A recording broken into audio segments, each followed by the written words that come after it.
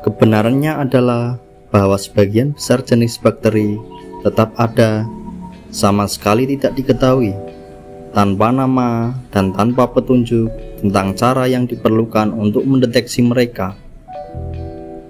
Pertanian konvensional tidak dapat menyelesaikan masalah pemadatan tanah.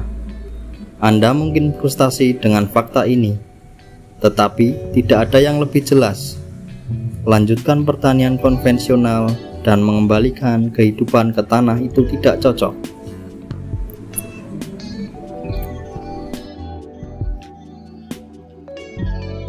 Kondisi tanah kita saat ini, tanah yang terkontaminasi oleh antibiotik, pestisida kimia, dan pupuk. Menurut Kementerian Keamanan Makanan dan Obat-obatan Korea, Organisasi untuk Kerjasama Ekonomi dan Pembangunan, Korea diklasifikasikan sebagai negara pengguna berat dalam hal antibiotik untuk ternak, meliputi pestisida dan pupuk kimia untuk tanaman. Negara-negara besar Asia serupa, antibiotik, pestisida sintetis, dan pupuk telah merusak tanah secara serius. Akar dari semua jenis tanaman memiliki kesulitan besar untuk menetap di tanah. Namun, kebijakan pertanian yang mendorong penggunaan pupuk kimia dan pestisida tidak berubah.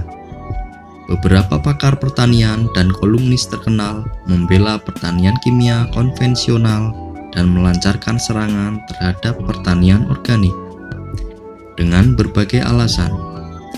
Bagaimana mereka tidak khawatir tentang bahan kimia yang diuntungkan ke dalam tanah dan dampaknya.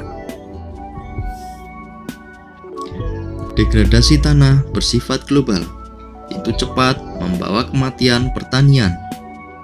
Pertanian harus melihat 100 tahun ke depan. Pertanian konvensional sama sekali tidak berkelanjutan. Setiap pertanian yang merusak tanah akan menghancurkan masa depan pertanian. Kontaminasi tanah terkait dengan kontaminasi manusia.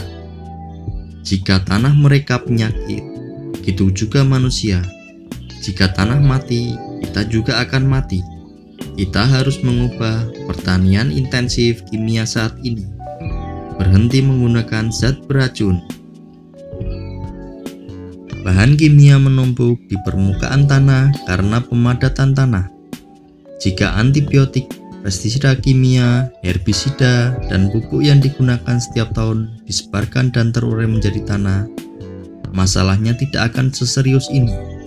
Sayangnya, kenyataannya adalah bahwa mereka benar-benar menumpuk di sabuk 15 cm di bawah permukaan karena lapisan tanah yang dipadatkan. Penggunaan alat berat merupakan penyebab langsung pemadatan tanah. Traktor adalah penyebab utamanya. Roda berat traktor menekan tanah dan efeknya dapat diukur dalam 7 meter. Penggunaan kendaraan berat yang berulang-ulang mengubah tanah lapisan pada kedalaman 15 cm. Sekeras batu karena lapisan tanah yang padat ini. Bahan kimia pertanian tidak dapat menembus jauh ke dalam tanah dan memasuki siklus penguraian. Sebaliknya, mereka akan tetap berada di ketinggian bawah permukaan 15 cm.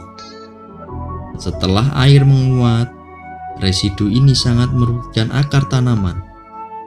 Jadam menyarankan Anda untuk berhenti menggunakan traktor berat, tetapi menggunakan kendaraan ringan sebagai gantinya dan meminimalkan penggunaan bahan kimia. Turun dari mesin berat. Jika Anda harus menggunakan traktor, berhati-hatilah agar roda tidak melindas area tanam. Apa yang terlihat? Tanaman di atas tanah mewakili yang tidak terlihat, yaitu kondisi akar. Orang tua akan ingat bahwa beberapa dekade yang lalu adalah umum untuk menanam lada dan menanam sampai musim gugur yang beku. Petani di masa lalu tidak memiliki produk mikroorganisme, pupuk sintetis, atau mendapatkan pendidikan tentang budidaya lada ilmiah seperti rekan-rekan modern mereka. Namun, mereka dengan mudah menanam paprika yang luar biasa. Saat ini, petani memiliki banyak produk untuk dipilih. Mereka memilih banyak kesempatan untuk mendapatkan pendidikan. Ironisnya, saat ini tidak banyak petani yang berhasil menanam dan memanen lada hingga beku. Situasi telah menjadi sedemikian rupa sehingga beberapa petani akan mengatakan bahwa lada adalah tanaman yang paling sulit ditanam di lahan terbuka. Tapi bagi nenek moyang kita, lada adalah satu yang paling mudah. Mengapa seperti itu? Apakah karena kanker dan penyakit tular tanah lainnya merajalela? Kita harus bertanya lagi, mengapa menjadi merajalela? Akar penyebab ada di akar. Akar paprika tidak mengendap dengan benar ke dalam tanah. Di masa lalu, paprika tumbuh begitu kuat, sehingga petani tidak bisa mencabutnya dengan tangan. Mereka harus menggunakan arit untuk menebangnya. Sekarang, tarikan kecil akan segera mencabut akar lada dari tanah. 30-40 tahun yang lalu, tanaman lada biasa menjulurkan akarnya 1-2 meter ke dalam tanah. Anda dapat menilai kualitas tanah dengan menilai bagaimana akar tanaman melakukan di dalamnya. Di tanah yang baik, akarnya melebar dan dalam. Ini menjamin hasil tinggi dan kualitas tinggi. Ini adalah akal sehat. Jika akar menetap dengan baik dengan peningkatan luas permukaan, lebih banyak air dan nutrisi menjadi tersedia untuk tanaman. Entah bagaimana dan pertanian modern, pengelolaan tanah menjadi pertanyaan. Pupuk apa yang harus saya masukkan? Mempromosikan penjualan pupuk dan produk sejenis. Tetapi pada dasarnya pengelolaan tanah lebih dari itu. Hanya cara bertani yang sehat, berkelanjutan, dan kembali ke dasar yang cenderung akar dan tanah yang dapat bertahan di zaman perubahan iklim. Suhu yang sangat tinggi dan curah hujan yang tidak normal merupakan tantangan yang signifikan bagi pertanian. Daripada mengharapkan dan mengandalkan terobosan teknologi, mari kita kembali ke dasar-dasar bertani. Pertanian dimulai dengan pengelolaan tanah. Jika terus menggunakan kotoran ternak, produksi pabrik yang mengandung antibiotik, pupuk kimia dan pestisida, pencemaran tanah akan semakin parah. Produktivitas akan turun dan pertanian akan sulit. Sudah menjadi norma untuk menggunakan hormon dan antibiotik dalam memelihara hewan. Kotoran hewan diubah menjadi pupuk kandang dan dipasok ke peternakan. Harga sangat murah karena support pemerintah. Ketika antibiotik menumpuk di tanah, mereka menghancurkan mikroorganisme. Ini mengarah pada pengerasan tanah lebih lanjut.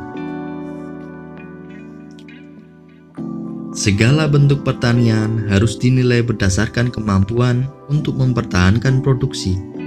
Ini adalah kompromi masa depan kita untuk melanjutkan bentuk pertanian yang mencemari tanah dengan bahan kimia. Didukung oleh Departemen Pertanian Amerika Serikat, para ilmuwan dari Universitas of Minnesota melakukan penelitian tentang apakah tanaman tumbuh.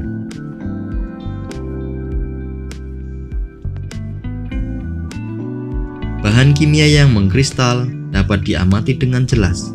Mereka berasal dari aplikasi lanjutan pupuk kimia, pestisida, herbisida, dan lain-lain. Di atas adalah lapisan tanah yang padat, mengeras. Bajak-bajak dibentuk dengan menggunakan mesin berat. Dengan kompos yang mengandung antibiotik menumpuk bahan kimia di dalam jaringan mereka. Pengamatan menunjukkan bahwa antibiotik memang berpindah ke tanaman, ke konsentrasinya menjadi lebih tinggi. Sering dengan meningkatnya penggunaan pupuk kandang.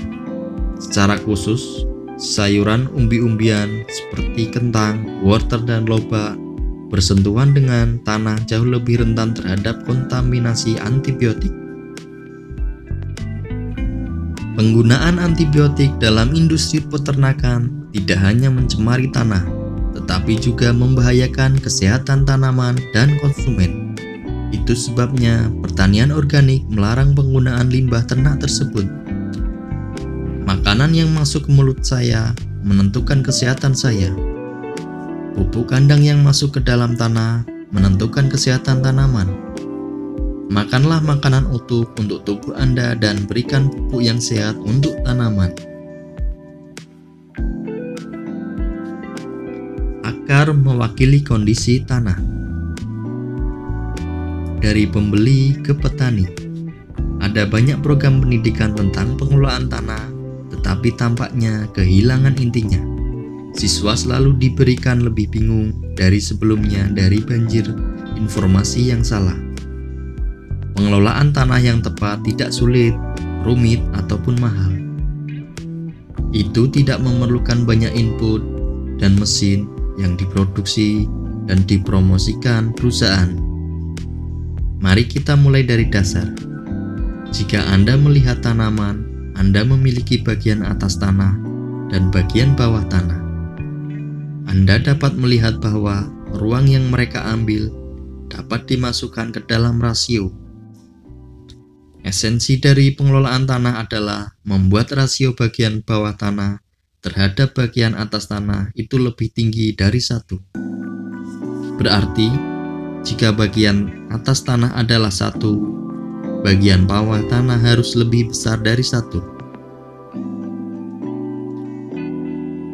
Bagian tak terlihat harus lebih besar dan lebih kuat.